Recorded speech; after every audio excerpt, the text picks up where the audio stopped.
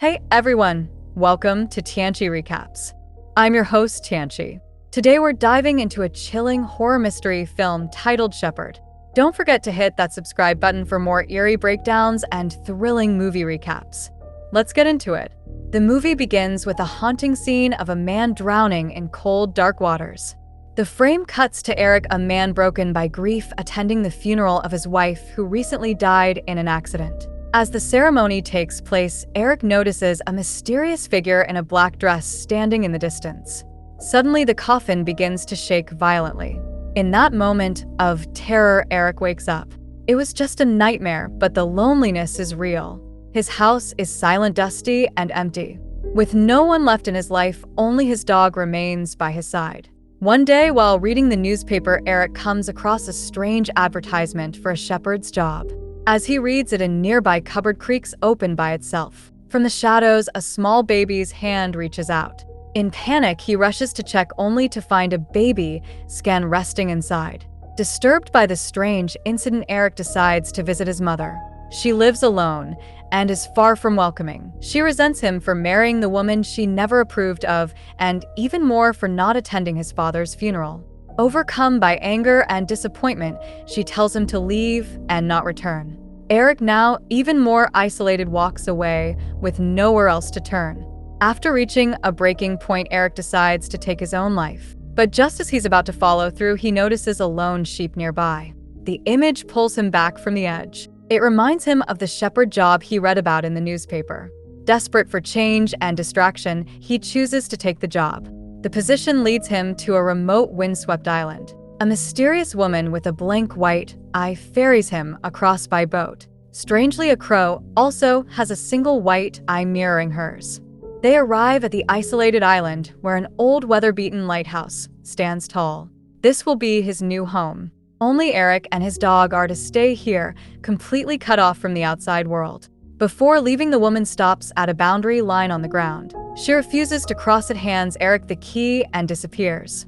Eric steps into the house, finding it aged, dust-covered, and lifeless. Even the taps are dry. Following a map, he takes a bucket to find the island's only water source. Near the fountain, he notices a strange stone carved with eerie symbols. He doesn't recognize its meaning. As he gathers water, he discovers a chain attached to it as a ring. He pockets it and returns to the lighthouse to begin his duties as a shepherd. But things are far from normal. The old generator won't start, leaving the place dim and cold. That night, Eric lights a lantern and begins reading the books left behind in the house. None of it makes sense to him. Strange texts, unfamiliar symbols. Then he hears a low murmuring voice echoing in his ears. Eric brushes off the whispers and heads to bed. His dog barks relentlessly at the door, but lost in thoughts of his wife, he eventually falls asleep. The next morning, something strange happens. As he walks into the kitchen, a hot cup of coffee is already waiting for him. Shocked, he searches the entire island, convinced someone else is here, but the island is completely empty. Later, while feeding the sheep, a blood-curdling scream pierces the air. No one is in sight. The sheep stand still, staring at him. Terrified, Eric runs back to the house and tries to contact the woman who brought him, but there's no signal. She had told him she'd only visit once a week, so Eric decides to wait. But the next day, he spots her near the lighthouse, placing something inside before quickly leaving. Eric shouts, but she doesn't turn around. Confused, he realizes this isn't the day she was supposed to come, and the lighthouse door won't open. Back in the house, he stares into a mirror, trying to make sense of it all, then suddenly wakes up in a dark forest, face to face with a terrifying figure. There he sees his wife. As he tries to reach her, she turns and looks behind him. It's the same black figure he's seen before. It charges at him. Eric runs, then jolts awake. It's another nightmare. Eric wakes from the nightmare only to find another shock waiting. His mother is in the house. Confused, he asks how she even found him on the island. She doesn't answer. Instead, she breaks down, crying about how Eric abandoned her and his father for love. They sit and eat in uneasy silence. At first, her voice is calm, but suddenly, she begins stabbing her own hand, her face twisting into something inhuman. She lunges at Eric with a knife, then he wakes up again, gasping. Just another nightmare. But now his dog is missing. As panic sets in, the phone rings. It's the woman from the boat. Eric tells her he wants to leave, that something's wrong, but she coldly refuses, saying he can't. Instead, she tells him to focus on finding his dog. Eric searches the island, calling out, but there's no sign of his companion. Fog rolls in thick and heavy. Disoriented, he slips and falls. In the distance, he spots the black figure again, but when he approaches, it's just a stone. He laughs nervously until he stumbles across something even stranger, a massive abandoned ship resting on the island. Baffled, he explores it. There's no one inside, but on the floor he spots a key. As he bends down to pick it up, he senses a presence behind him. The black figure is standing there. Eric doesn't turn. He just runs, heart-pounding, straight back to the house. Terrified, Eric locks himself in a room and barricades the door with a cupboard. As he sits in silence, sudden loud bangs shake the door. Knife in hand, he cautiously approaches, only to find a dead bird propped up like a doll, standing unnaturally still. Convinced someone is toying with him, Eric storms outside with the knife. He decides to check the ship again, but it's gone. No trace of it ever being there. That night, back at the house, he picks up another book. As he flips through, his heart stops.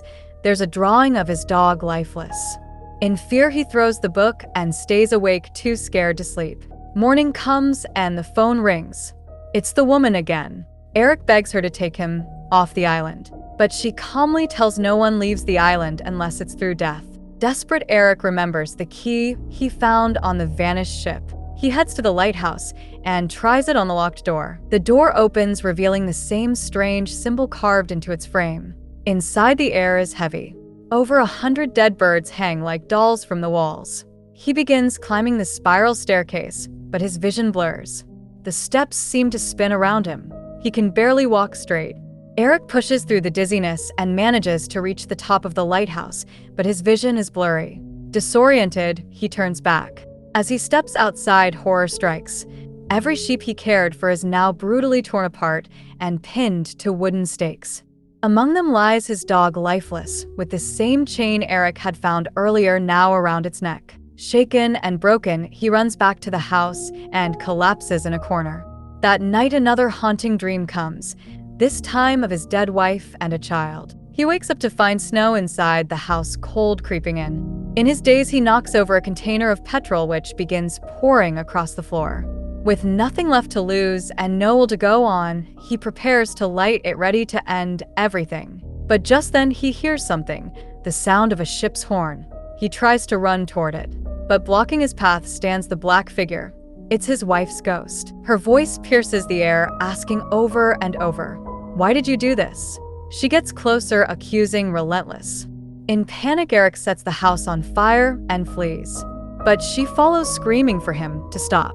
He doesn't. He runs straight into the freezing ocean, swimming toward the distant ship. But he never makes it. He starts to drown, bringing us back to the film's opening scene. As Eric tries to swim to the surface, his wife's ghost grabs his leg, pulling him deeper into the dark water. The scene cuts. Eric is lying unconscious on a beach shore. Some locals find him and rush him to the hospital. Days pass and he slowly recovers. The police question him, and Eric tells them everything about the island, the lighthouse, the black figure, his dead wife. But the police don't believe a word. They say there's no island where he claims to have been, and she leave. Just then the phone rings. It's the same woman who ferried him to the island. She laughs coldly and says, "You escaped, but you forgot your mother." Eric freezes as she reveals she's killed his mother. She explains the truth. The island is cursed. And once someone crosses its boundary, there is no escape. Until death, they are trapped forever. The call cuts. Suddenly, Eric notices a strange light under the hospital room door. Slowly, he walks toward it. The door bears the same eerie symbol from the island. He opens it. What he sees leaves him frozen. He's not in the hospital anymore. He's back on that island. The truth hits him. He never left. He never will. This is his punishment. Eric's fate was sealed long ago. He had loved and married a woman, and she became pregnant. But Eric doubted the child was his. That doubt poisoned their relationship. One day during an argument in the car, a crash happened. He could have saved her, but he didn't. Consumed by suspicion, he let her die with their unborn child. Now, the curse has claimed him. That island isn't just a place. It's a hell created by a demon. a prison for those who must face their sins. And Eric, after crossing the boundary, has become its next permanent resident, forever trapped, forever haunted, and the movie ends. Like if you enjoyed the movie. See you in the next horror recap. This is your Tianshi Recaps signing off. Bye. Hey everyone.